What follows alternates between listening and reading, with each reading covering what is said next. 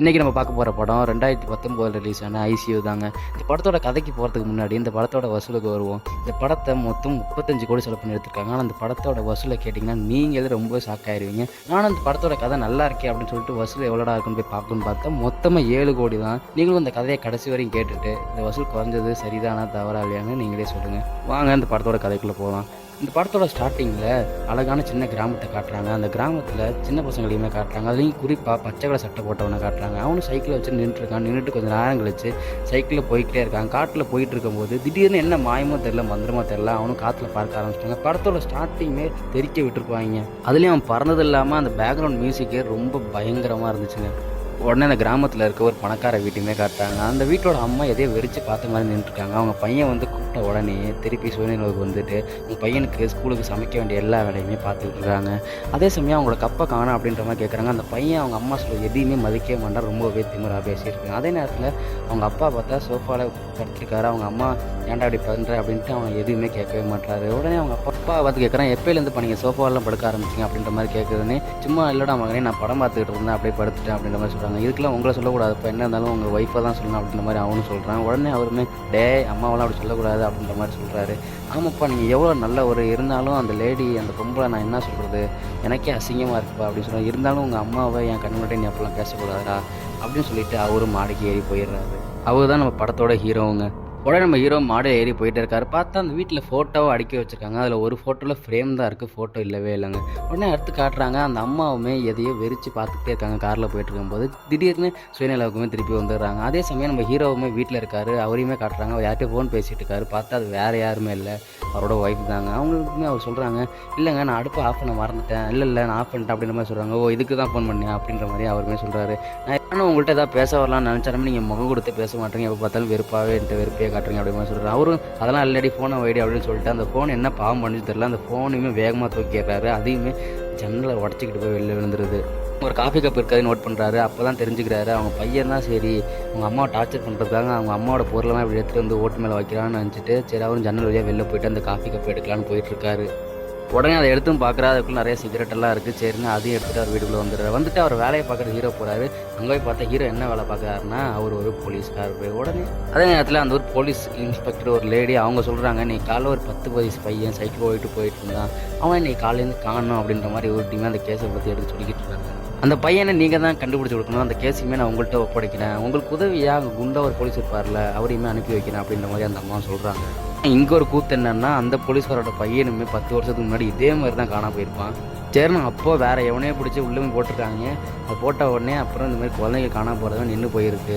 சரி அவனை பிடிச்சி உள்ளே போட்டதுமே எல்லாம் நின்றுச்சுட்டு இவங்களுமே அதை அமைதியாக விட்டுறாங்க. பார்த்தா திருப்பியுமே அந்த மாதிரி திருப்பி நடக்க ஆரம்பிக்குது. உடனே ஹீரோ கேட்குறாரு, அப்போ அந்த கேஸுக்கு இந்த கேஸுக்கு தான் சம்மந்தம் இருக்குமா அப்படின்னு மாதிரி இன்ஸ்பெக்டர் பார்த்து கேட்குறாங்க. உடனே அந்த இன்ஸ்பெக்டர் அதுக்கெல்லாம் வாய்ப்பே இல்லை அப்படின்ற மாதிரி சொல்கிறாங்க. சரி உடனே அந்த இடத்துக்கு ஹீரோ போய் பார்க்குறாரு. பார்த்தா அந்த சைக்கிளில் எல்லா எவிடன்ஸையும் எடுத்து சுற்றி முற்றி ஏதாவது கிடைக்குமா அப்படின்ற மாதிரி பார்த்துக்கிட்டு இருக்காங்க. பார்த்தா ஹீரோவோட அசிஸ்டண்ட்டுமே அந்த குண்டா இருப்பார்ல அவருமே வந்துடுறாரு அந்த இடத்துக்கு. பார்த்தா எந்த ஒரு தடையுமே கிடைக்கல. அதே நேரத்தில் அந்த வீட்டோட அம்மாவுமே காட்டுறாங்க. அவங்களுமே கபோர்டில் வச்சு அந்த கத்தி கரண்டி எதுவுமே காணும். அதே சமயத்தில் வீட்டில் குண்டா ஒருத்தர் பார்த்த உடனே ரொம்பவே ஷாக்காகி பயந்துடுறாங்க. உடனே அந்த ஆளுமே பயப்படாதீங்க, உங்கள் வீட்டு ஜன்னல் சரி பண்ணுறதுக்கு உங்கள் ஹஸ்பண்ட் தான் எனக்கு ஃபோன் பண்ணி சொன்னார், உங்களோட பொண்ணு தான் கதையுமே திறந்து விட்டா அப்படின்ற மாதிரி அந்த ஆளும் சொல்கிறான். உடனே இவங்களுக்குமே ஷாக்கு, ஏன்னா இவங்களுக்கு பொண்ணே கிடையாது, ஒரே ஒரு பையன் மட்டும்தான். இந்த பக்கம் ஏதோ ஒரு தடயம் கிடச்சிருக்கு அப்படின்னு சொல்லிட்டு ஹீரோவை கூப்பிட்றாங்க. ஹீரோவுமே அவர் அசிஸ்டண்ட்டோட அந்த இடத்துக்கு வராரு. வந்து பார்த்தா ஒரு பச்சை கலர் கத்தி. அந்த பச்சை கலர் கத்தியை பார்த்த உடனே அந்த ஹீரோவோட அசிஸ்டண்ட்டு ஒரு மாதிரி தயங்கி பின்னாடி போகிறாரு. அந்த இன்ஸ்பெக்டர் சொன்னாங்க இல்லையா, பழைய கேஸுக்கு இந்த கேஸுக்கு சம்மந்தம் இல்லைன்னா, ஆனால் இப்போ எது சம்மந்தம்னா அந்த பச்சை கலர் கத்தி. இதே மாதிரி 10 வருஷத்துக்கு முன்னாடி குழந்தைங்கள்லாம் காணா போனாங்க இல்லையா, அந்த இதுலேயுமே அவங்கள கொண்டுட்டு அந்த சடலத்துக்கு மேலே இந்த பச்சை கலர் கத்தி இருந்துருக்கு. அதேமாதிரி இந்த பையன் காணா போன இடத்துலையுமே பச்சை கலர் கத்தி இருக்குது. பார்த்த உடனே சரி அந்த கேஸுக்கு இருக்கும் கனெக்ஷன் இருக்குது அப்படின்னு முடிவு பண்ணுறாங்க. அவர் ஏன் தயங்கி பின்னாடி போனார்னா, ஏன்னா 10 வருஷத்துக்கு முன்னாடி காணா போன பையன்ல அவனும் ஒருத்தனாக இருப்பான், அவனுமே இறந்துருப்பான். அவரும் என்ன தான் நம்ம பையன் இறந்து போனால் குற்றவாளியை பிடிச்சி தண்டனை கொடுத்துட்டுமே இனிமேல் பயப்பட வேண்டியதில்லை திருப்தி அப்படின்னு நினச்சிட்டு இருக்கிறப்ப பார்த்தா அந்த குற்றவாளி இன்னும் வெளில தான் இருக்கான்னு தெரிஞ்ச உடனே அவருமே நினச்சி பதறாரு. ஆனால் ஹீரோவும் அவரும் என்ன சொல்லிக்கிறாங்கன்னா, ஓகே இது ஒரு காப்பி கேட் கொலைகாரனாக கூட இருக்கலாம், ஏன்னா இந்த மாதிரி சீரியல் கில்லரை பார்த்து இன்ஸ்பயர் ஆகணும்னு அதிக பேர், அதனால் அதே மாதிரியே இவனும் கொலை பண்ணணும்னு நினச்சி கொலை கூட பண்ணலாம் அப்படின்னு சொல்லியுமே பேசிக்கிறாங்க.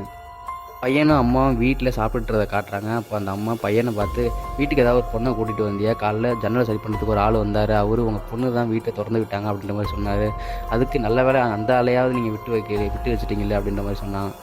அம்மாவும் பையனும் ஓவராக கத்தி சண்டை போட்டுட்ருக்காங்க. அதுக்கப்புறம் பார்த்தா உடனே ஹஸ்பண்ட் அந்த வீட்டுக்கு வராரு. உடனே அந்த அம்மா ஹீரோவை பார்த்து வீட்டுக்கு ஏதாவது லேடிஸ் வந்தாங்களா, இந்த மாதிரி ரிப்பேர் பண்ண வந்த ஆள் ஒரு பொண்ணு தான் வந்து கதவை திறந்துட்டாங்க அந்த மாதிரி சொன்னார் அப்படின்ற மாதிரி சொல்கிறா. அது மட்டும் இல்லாமல் இங்கே இருந்த கத்தி கரண்டி இதெல்லாம் நிறைய காணும், அதே பாத்திரம் கூட நிறையா காணாமல் போயிருக்கு அப்படின்ற மாதிரி சொல்கிறான். உடனே ஹீரோ இதுக்கு இதெல்லாம் போலீஸில் நம்மளால் கம்ப்ளைண்ட் கொடுக்க முடியாது, எங்கே தான் சுற்றி பாரு இங்கே தான் எங்கேயாவது கிடக்கும் அப்படின்ற மாதிரி ஹீரோன்னு சொல்லிட்டு அவனும் அங்கேருந்து போயிடுறான். அப்படியே சைடில் டிவியில் பார்த்தா அந்த 10 வயசு பையன் காணா போனதை இந்த ஊரில் இருக்கவங்க எல்லாமே சேர்ந்து தேட போகிறதா சொல்லி பேசிக்கிட்டு இருக்காங்க. அப்படியே ஹீரோ போயிட்டுருப்பார். பார்த்தா அவங்க ஹீரோட பையன் பாசமாக எலி வளர்த்துக்கிட்டு இருப்பான். அந்த எலி எப்படியே வெளில வந்துடும். சரி இவர் எப்படி நீ வெளில வந்த அப்படின்னு சொல்லிக்கிட்டே அந்த எலியை பிடிக்கலான்ட்டு நடந்து போய்கிட்டே இருப்பான். அப்படியே அந்த எலியை பிடிக்க போயிட்டு இருக்கும்போது ஒரு துணி வைக்கிற ரூமுக்குள்ளே போவான். பார்த்தா உடனே கதவுமே பட்டுன்னு அடிச்சிருது. உடனே ஷாக்குன்னு பதட்டத்தில் யார் கதவை திறங்க அப்படின்ற மாதிரி ஹீரோவுமே அங்கேயும் கத்துறாரு.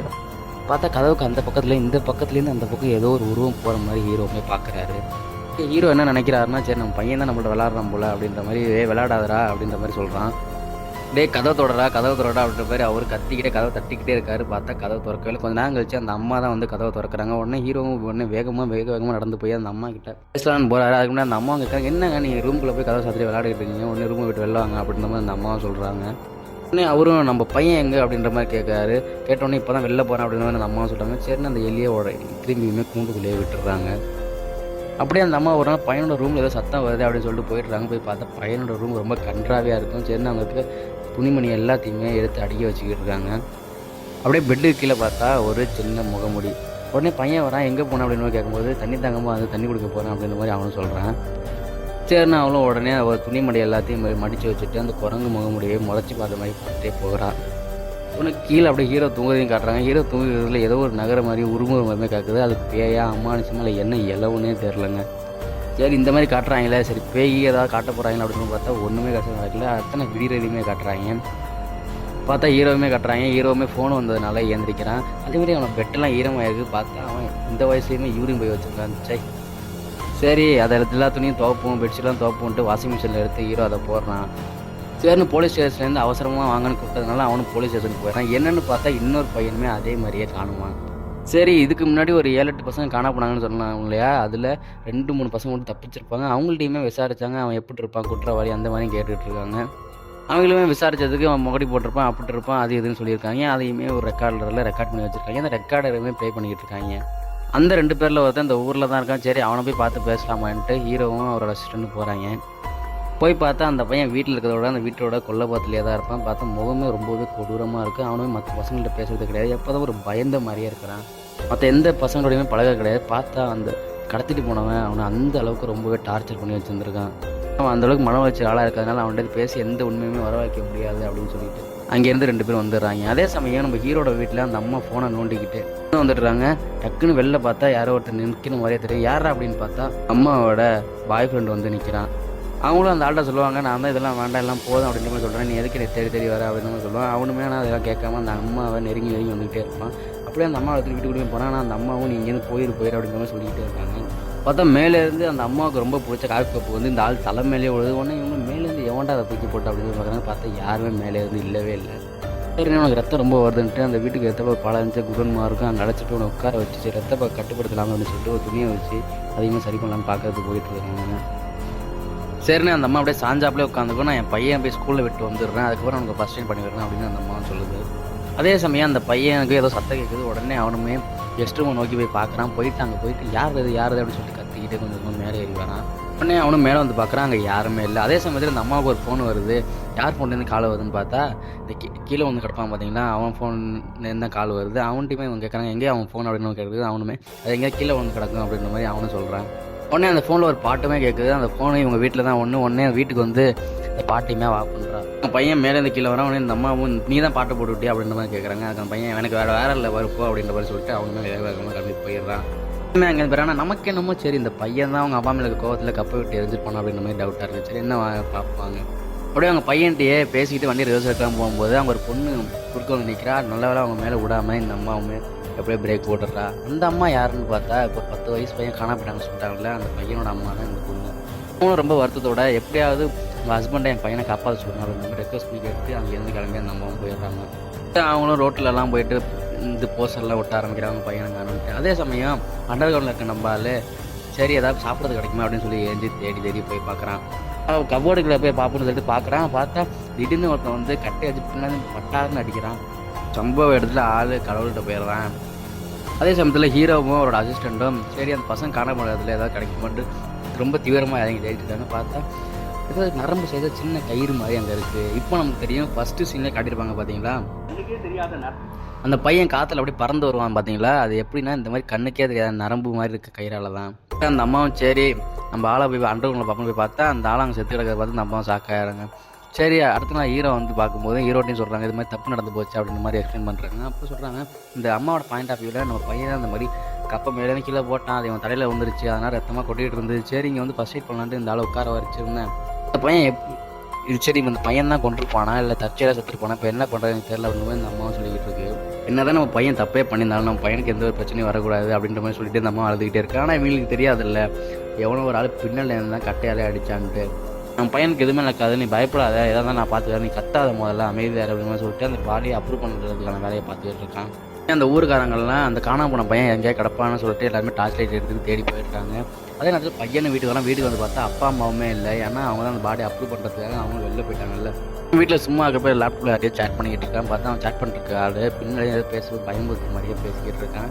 அதே சமயத்தில் அம்மாவும் அப்பாவும் அந்த பாடி அப்ரூவ் பண்ணுறதுக்காக அதை புதைக்கலான்ட்டு அது குழி தோண்டிக்கிட்டு இருக்காங்க. வேறு நம்ம பையனுக்கு எதுவுமே ஆகாது அப்படின்னு சொல்லிட்டு ஃபீல் பண்ணி கட்டிப்பிடிச்சி அழுதுகிட்டு இருப்பாங்க. இந்த சேட் ஆப்பில் யாருனே தெரியாத ஒருத்தன் கேட்குறான் ஃப்ராகிங்னா என்ன தெரியாமா அப்படின்ற மாதிரி கேட்குறான். உடனே அவனும் ஃப்ராகிங்னா என்னன்ட்டு யூடியூப்பில் போட்டு பார்க்குறான். அப்போ தான் அதில் என்னென்னா ஒருத்தவங்களுக்கு தெரியாமல் அவங்க வீட்டுக்குள்ளே நுழைஞ்சு உங்களுக்கே தெரியாமல் அந்த வீட்டில் வாழ்கிறது, அதுக்கு பேர் தான் ஃப்ராகிங். ஏன் அப்படின்னு அந்த வீடியோ பார்த்துட்டு இருக்கும்போது அதே மாதிரி இதே வீட்லேயுமே ஃப்ராகிங் நடக்குது. அந்த பையன் வீடியோ பார்த்துட்டு இருக்கப்போ கதவு ஏதோ ஒரு உருவடி இன்னும் அவனை பார்த்துக்கிட்டே இருக்குது. ஒரு பேய் மாதிரி முகமுடி இருக்கும் இல்லையா, அதை போட்டுக்கிட்டு இந்த வீட்டில் ஒருத்தன் நின்றுக்கிட்டே இருக்கான். அதுக்கப்புறம் என்ன நடந்துச்சுன்னு காட்டவே இல்லை. நேரத்துலேயே அம்மாவும் அப்பா வந்துடுறாங்க. திடீர்னு அம்மா வருது. சரின்னு இவங்க 2 பேரும் வேக வேகமாக ஓடி போய் மேலே போய் பார்க்குறாங்க. பார்த்தா இவங்க பையனை வாயை கட்டி போட்டு கையெல்லாம் கட்டி போட்டு பாத்ரூம் டப்புலையே இவனும் ஒருத்தன் கட்டி போட்டு வச்சுருக்கான். இல்லை பார்த்தா ஒரு பச்சை கலர் கத்தி. உடனே ஹீரோவுக்கும் ஷாக் ஆகிடுது, ஐயோ பச்சை கலர் கத்திடா. உடனே ஹீரோவும் சரி மற்ற எல்லா பசங்களையும் கொண்டு எங்கேயும் வந்திருப்பானா, அம்மா பதறாங்க, பையன் மயக்கத்தில் இருக்கான், பையனுக்கு என்ன ஆயிருக்கும் அப்படின்னு நினைக்கிறாங்க. ஹீரோவும் யோசிக்கிறான்.